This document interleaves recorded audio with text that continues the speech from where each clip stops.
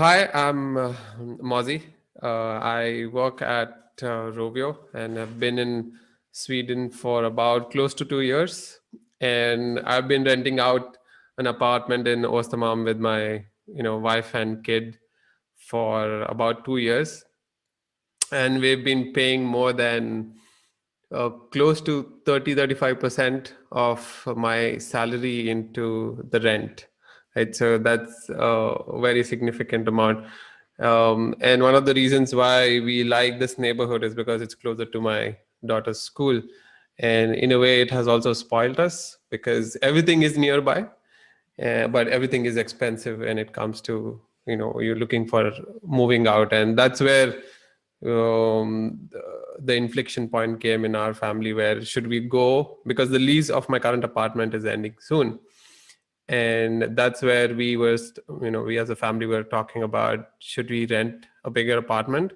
And naturally we started looking at the apartments, and all the apartments which are 2 bedroom, even though they're not big, are starting with the baseline of 20,000 krona.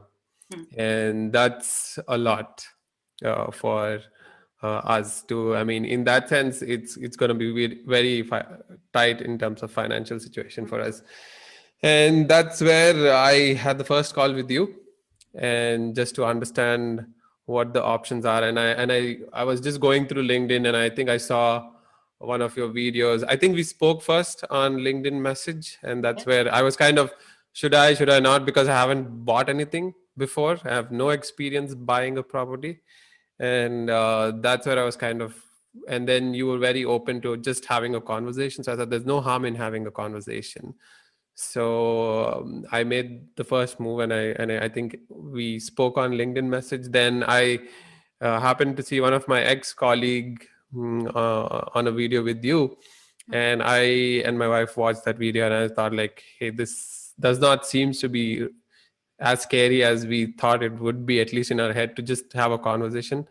I Hmm. think after having the first conversation with you, at least started thinking about it, because that's opened up our mind. At that point, we were not even sure that we're going to take something, right? At least that made us think differently. And then when we sat together and we put everything on an Excel, I said, this is how much we are paying, and this is how much we would pay for our own house Hmm. versus paying rent to someone else, which was very significant. So that's where we said, okay, let's look at Hemnet, right? When that's how everyone in at my workplace go about it. And then we looked at it, and everything was uh, very open, and we didn't know what to look at. Okay, fine, there are places we know this is the neighborhood we want to stay in, but we didn't know, will we afford that neighborhood, or will we afford any kind of apartment, because the prices seem to be like, in at least in Ostamam, it's no way that you can afford a very reasonable family apartment until you have a really really big salary, Hmm. right? So that's where we were like, but we were open to kind of having a conversation with you. And after, I think we had the first conversation, I think that's where it completely changed the way we were looking at things. What made you change your mind? Because I know we had the first conversation, and then I think you tried to look at Hemnet, maybe tried by yourself. I don't know how much you did, and then you came back. What made you change your mind now? I have to get some help, professional help, and get on with this. Yeah, I mean, first and foremost is like, it's very natural to kind of look in your network of people who've been through the same process. So that's what I did. There are a few colleagues of mine who bought an apartment, and I asked them how did they go about it. And if you're from Sweden, maybe you know the process already, because you must have done that, or your parents have done that, or your, friends and family have done that. But if you're not from here, going about how to approach few things becomes very challenging. And one of the examples is one of my colleague who really liked an apartment, went to the bidding, and then he ended up telling me that they bought an apartment just because they liked it and overbid it, Mm-hmm. and to a point where they did not know if that's something that the apartment is worth. Just because they liked it, they wanted to win the bid, they kind of started, doing that process. So that sounded very scary, saying that how do we know what the worth of an apartment is, and when do we stop? When do we draw the line, saying this is not, gonna help us in the future as an investment also, Mm. right? So I think at that point, we said like we need help in that sense, to understand how to go about it. Yes, it might not be a rocket science, but if you have someone who can guide you through the process, it generally helps you focus on the right things. Because uh, when you're doing everything, you have to worry a lot, along with going and seeing the apartments, along with having a conversation, is this the right house for us? So I think with your help, we just focused on going and looking at the apartments and worrying about if this is the right house for us, rather than, hey, how will the financials work out? How will we talk to the agent there? How do we take the appointment? And how to go about, if you like the apartment, but the appointment is like a week ahead. And then, while I think working with you, we saw so many apartments just uh, went away even before the viewing, Mm. right? So we were like, hey, we really like this apartment, and we were discussing, and then next day we saw that apartment is sold. And I think, how can it be sold? Because the viewing is next week. And I think after talking to, we realized that apartments can be sold without a viewing as well. So that aspect, and even with financials, right? While the banks kind of help you in English, but understanding a lot of things that we got to know about how to change from one bank, from a loan promise, to another bank if they're giving a good interest rate and stuff like that. A lot of good tips, which will help us. And also, we were looking at this from an expat perspective, right? Hey, we're here, we're not sure how long we're going to be here, but what if we have to sell an apartment? So that way, we were also thinking, if you can help us buy an apartment, and maybe down the line you can help us get a bigger apartment through you, or maybe also, maybe help us, get rid of this apartment if in case we have to leave. But so far, I don't think we're thinking like that, because we kind of love Sweden so far. Yeah.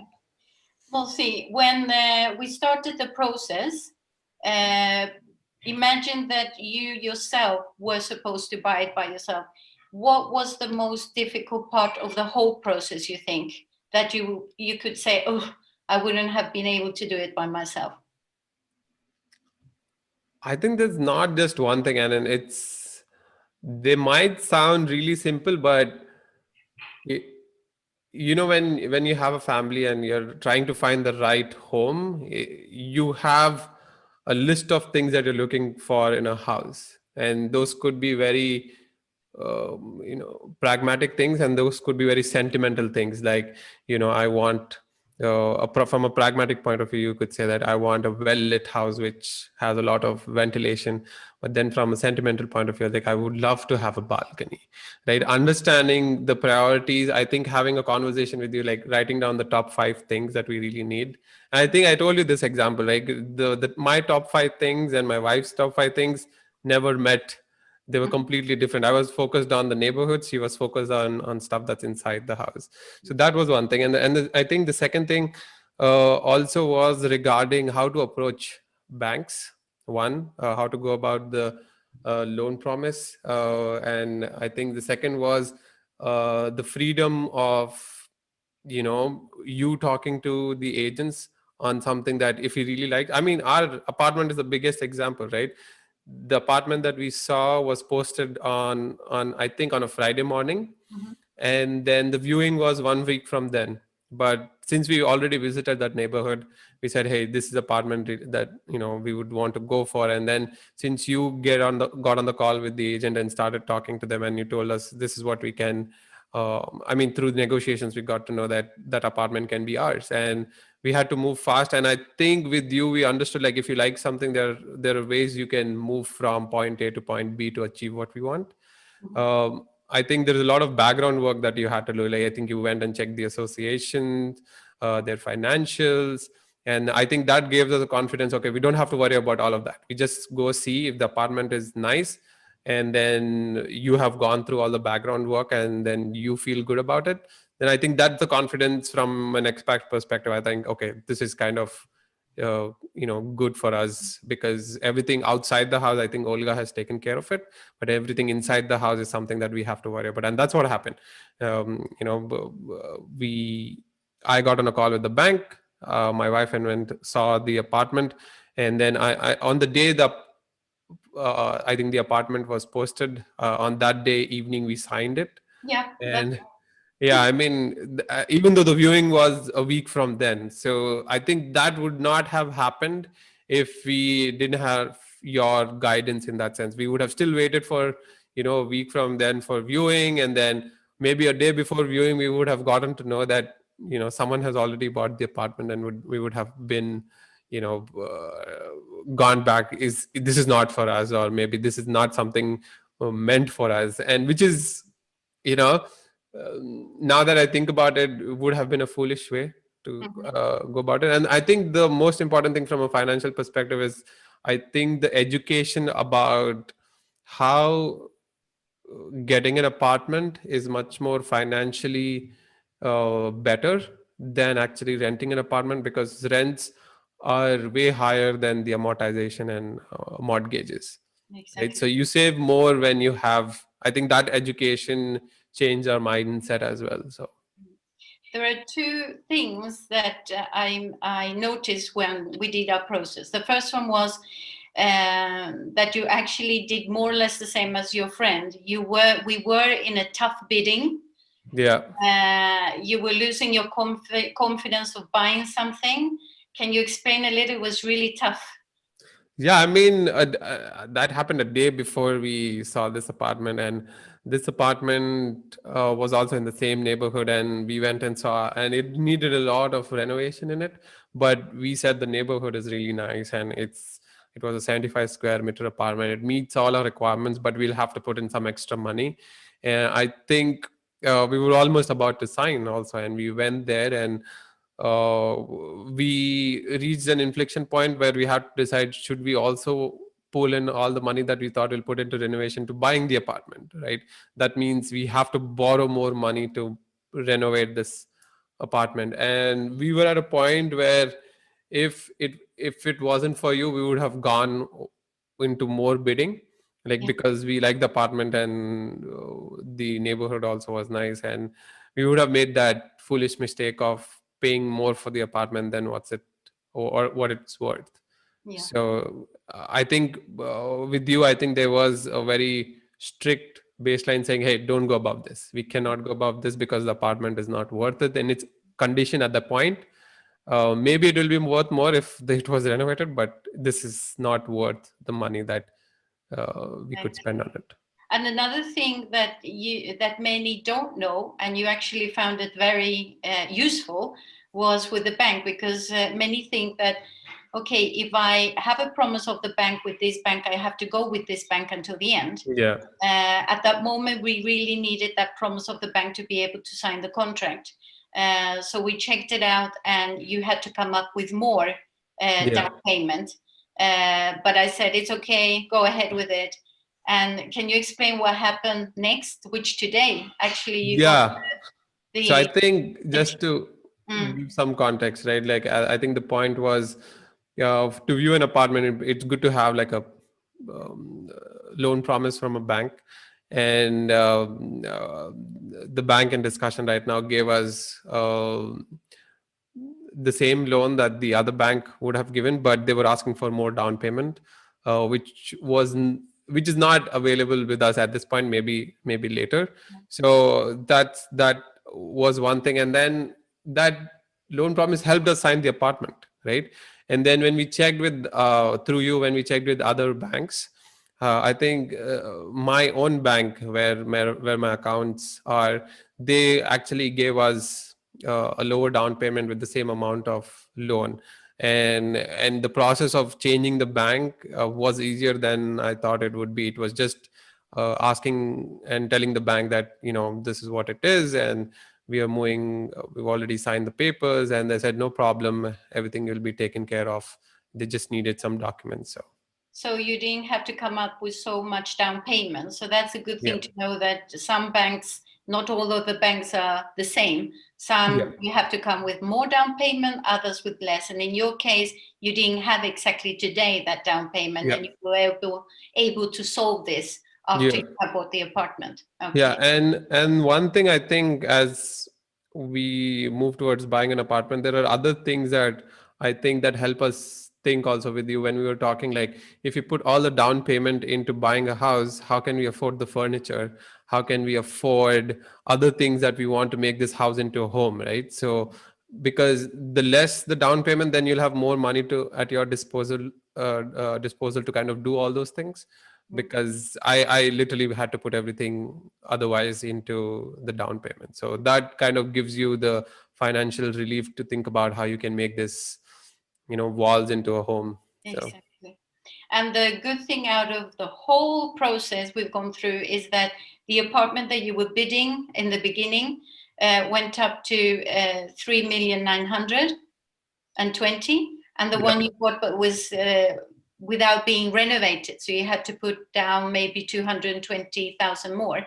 And the one you bought today is totally renovated for two yeah, million nine hundred. yeah. I mean, it.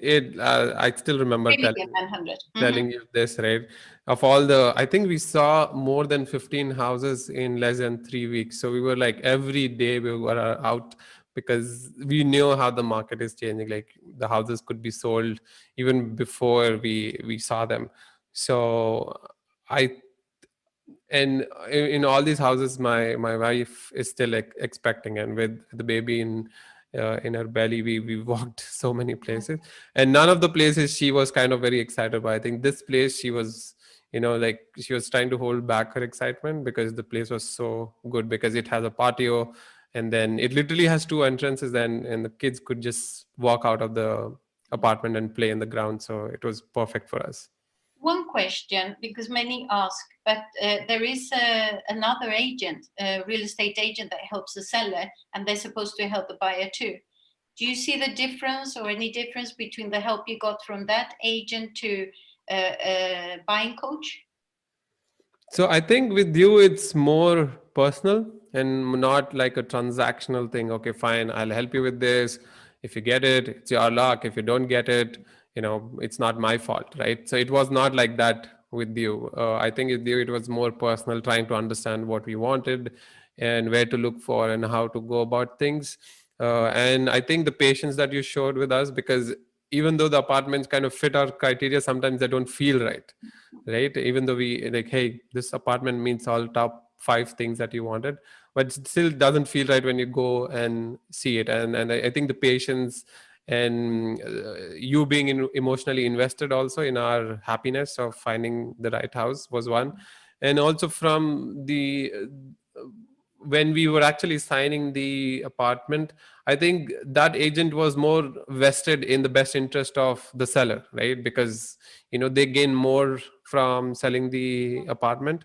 So I think they were more vested in that, though the transaction was very professional, but there is it's very transactional. You come here, you sign, they explain everything, that's it, right? They don't care about how you feel. Mhm. And I think the personal touch of being emotionally invested from your, because when we got frustrated, you got frustrated along with us. So it felt like you were also on the same journey as us. Mhm. So it felt nice to have someone who could share that frustration and anguish at the same time. How to come out of it through keeping an open mind the next day. And the last question is for those that are listening and they haven't decided yet to buy, they're a bit, they're not sure. What would be your recommendation? And also, they maybe think it's too expensive to have a buying coach. What would you recommend to them? I think it's, first of all, one needs to be educated about all of this, and I think having that first conversation with you, I think the free consultation, I think that's definitely a right move. And of course, everyone does not have that amount of money at the get go.